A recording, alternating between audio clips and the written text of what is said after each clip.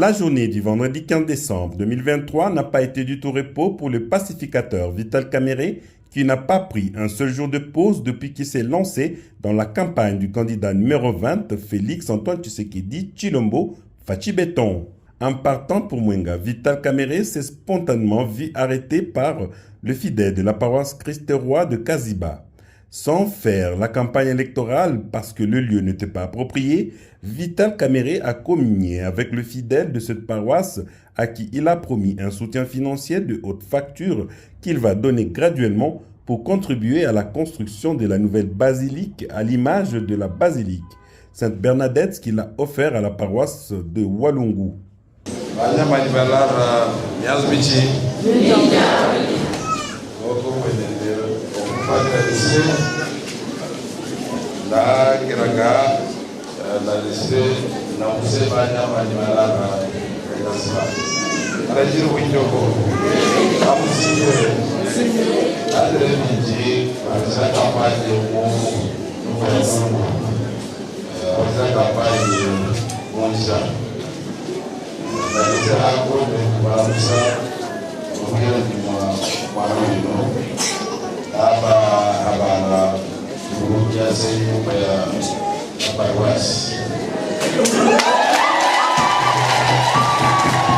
Après Kaziba, le cortège de Vital Kamerhe a rejoint le territoire de Mwenga par la collectivité de Luinja, précisément à la paroisse Saint-Esprit de Tshibanda-Moulagi, où il s'est incliné sur l'autel avant de s'entretenir avec le curé de cette paroisse.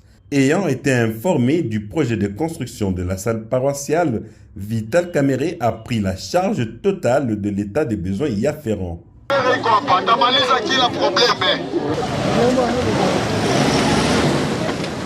Toujours à Luinja, l'autorité morale de l'UNC, Vital Kamerhe, a visité les sièges de son parti, l'Union pour la Nation Congolaise, UNC, œuvre d'un digne fils du terroir, Franco Tchoboa. Sur place, il s'est entretenu avec les fils et filles de Luinja venus spontanément lancer leur cri d'alarme à l'émissaire de Fachi Beton.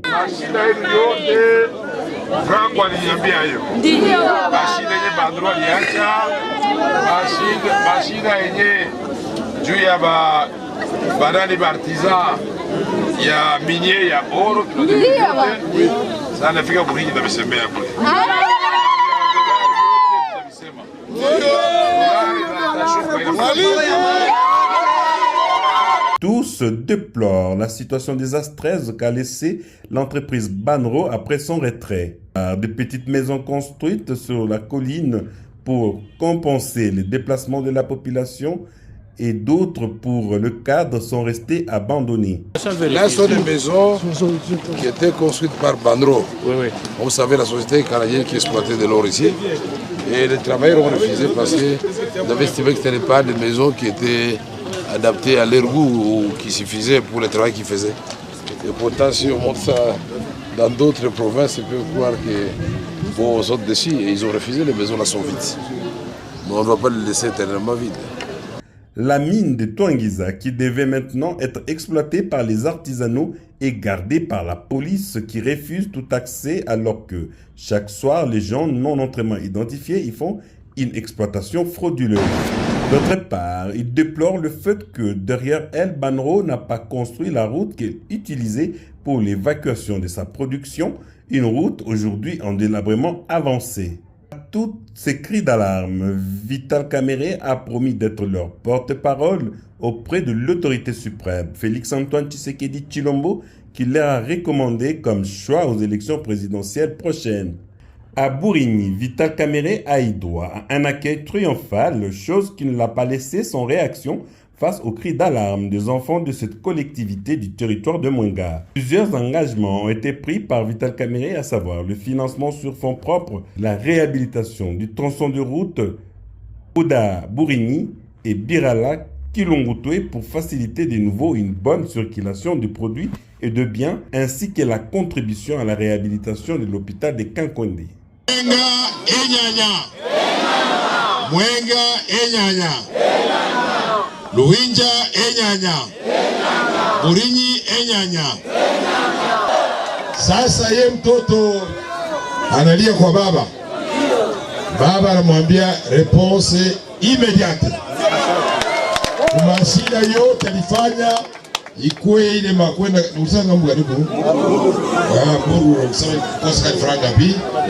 Okay, hospital ulisema 200 kiasima kisha akasema kwa wasema sasa mimi nafanya kalkili na donner 10,000 hiyo bila kupatia.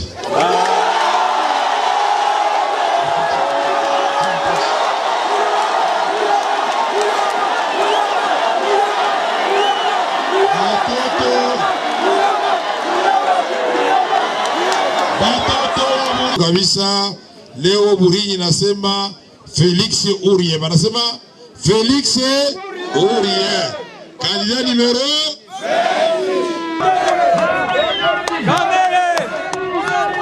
Des retours de Bourigny alors qu'il se rendait à Walungu pour assister au mariage du Mwami, 2 meetings improvisés ont été tenus à Marale et Mushinga dans les chefferies d'Engweshe.